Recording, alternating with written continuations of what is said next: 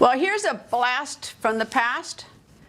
Here are pictures of Iran prior to the 1979 Islamic Revolution. The pictures look a whole lot like the United States back in the 1970s. Women could dress as they pleased without a mandatory dress code. Iran was growing, modernizing, and becoming more Western. From 1941 until the Islamic Revolution in 1979, Iran was ruled by a king called the Shah. He and his government were overthrown in 1979 and replaced with the Islamic Republic, which of course still governs to this day. It's hard to believe with all that has transpired since 1979, such as Iran funding Hamas, Hezbollah, and the Houthis, and threatening Israel and the United States, and of course now the war and President Trump contemplating getting involved, that the United States was once a very close ally of Iran. From our latest installment of Off the Record, I spoke with Or Yissachar. He is the head of the David Institute for Policy and Strategy at the Israel Defense and Security Forum. Nice to speak to you, sir. Thank you for having me, Greta. One of the questions that everyone's thinking about, or maybe should be thinking about, is that what happens in Iran if A, the supreme leader is killed? What happens in Iran afterwards? And B, if he's not killed? Look, so the leader is part of the Islamic Revolution, right? These zealots that have taken over Iran in 1979, Inqilab Islami in Persian, they have really toppled the Shah and taken over the country. And for 40 years, Iran has been a fierce adversary of the United States, led by both Khomeini, the first leader, and now the current one, Khamenei.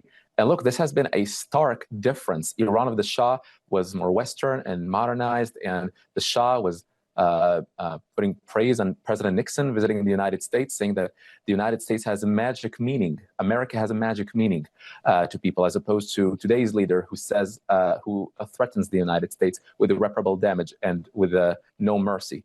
And so one asks oneself, how come that these relations have gone so much astray? How come that today's Iran has attempted to assassinate President Trump twice, targeted U.S. servicemen and women around the Middle East, and now is firing indiscriminately at its civilians in Israel. But I mean, the one sort of overriding thing is, like, if the supreme leader is gone, I mean, what's Iran going to look like? And if he stays, can they pick up the pieces from the things that have happened? Because one of the things that is going to happen is that their nuclear capability will be destroyed, because Israel is not going to stop until it has eliminated it. Right. So in my opinion, the whole point of this war against Iran is to remove a clear and present threat. That is, there have been blinking lights everywhere that Iran has made the decision to break out to nuclear weapons. And so Israel felt that it was with its back against the wall and had to remove a threat for the sake of the world. And right now, even if the leader is gone, there is a whole apparatus. You ask about, whether they're going to put together the pieces.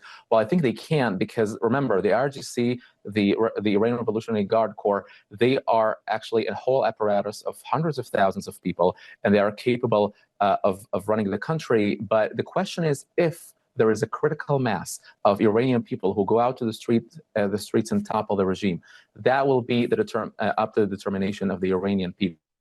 Well, so right now, in my opinion. Go ahead.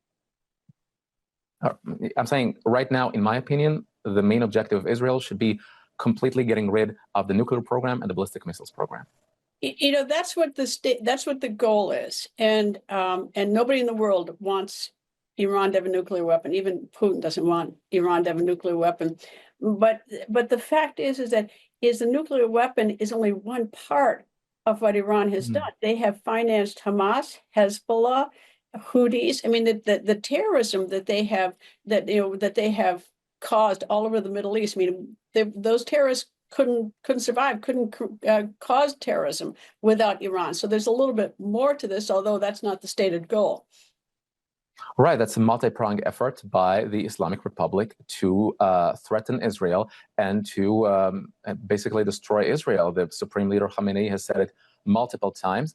And look, they financed a whole network of proxy cells around the region. Hamas in Gaza, Hezbollah in Lebanon. The Houthis in Yemen have fired on the U.S. Navy 145 times, according to Secretary Rubio. And look, Iran has launched an all-out assault on Israel unprovoked on October 7, 2023, via its proxy Hamas, later followed by the others. And so I feel that the Islamic Republic really has made it its strategic goal to destroy Israel. And, driving through the city of Tel Aviv today, witnessing the havoc that these ballistic missiles have caused, despite the fairly impressive air defense systems that Israel has, one can only imagine if this very dangerous regime will be equipped with nuclear weapons. You mentioned October 7th as being caused by Hamas in Iran. I think we should back it up even much further. I mean, I've been in the Hezbollah tunnels from Lebanon, and so the terrorism didn't just start on October 7th. That just would draw a lot of the world's attention because of the magnitude of the slaughter. But this has been something that has been going on long before October 7th. Oh, full stop. I mean, Iran has been financing the Assad regime with over $16 billion, the Hezbollah with over $700 million a year for decades now. And look, back in 1995, the Supreme Leader said that the whole proxy of terror armies around the region is their strategic depth. So he is committed to take control over the Middle East. And Israel felt surrounded and has taken on these proxy cells, like this domino effect, toppling these domino stones one after the other. And now, this is not possible, probably is not the stated goal of Israel to topple the regime, but the whole point here is to remove a clear and present threat. And I think President Trump is right. Iran cannot have nuclear weapons. Well, I think not just President Trump, I think everybody feels that way. But it's sort of interesting because 1979, when the Islamic Revolution, before that time, you walk down the streets of Tehran and look very different. Right. Now you've got mandatory dress codes with the Islamic Revolution, 1979, mandatory dress codes for the women. Gays will get executed. They'll be pushed off buildings. There'll be public executions.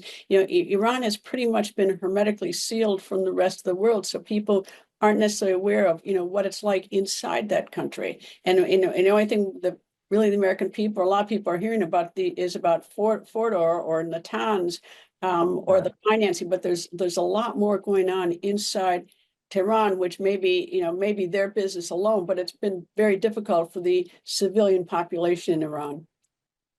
Oh, absolutely. Look, as someone who has been researching Iran and studied Farsi, I can tell you, Iran is a civilization. It's not a country. And this is a beautiful civilization with long and rich history, going back to, Cyrus the Great.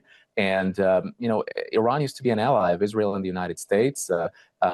Women would not have been obligated to walk around with a headscarf. And there have been quite extended human rights and human freedoms. And today, I think the Iranian people are getting impatient with this regime. I keep close. I monitor from up close all the Iranian state media, those Telegram channels and news sites, and you can see how the regime is starting to panic and generate these and distribute these AI-generated videos of so-called convoys of trucks loaded with ballistic missiles, and all of those fake news about Israeli fighter jets being down or the pilots sort of abandoning and deploying the parachute. And none of that actually happened. But all these fake news is designated to sort of tell the Iranian people business as usual. I don't think the Iranian people are buying it. Well, it's sort of interesting, and I'm going to take the last word on this, but it's much of like what's going on in Russia, where you have a state-run media, and of course the people, they only see one thing, and quite understandably, that's what I think is going on. But it seems like the Iranian population has seen a little bit more, but we'll see what happens in the next days and weeks to come. Thank you very much for joining me, sir. Thank you for having me, Greta.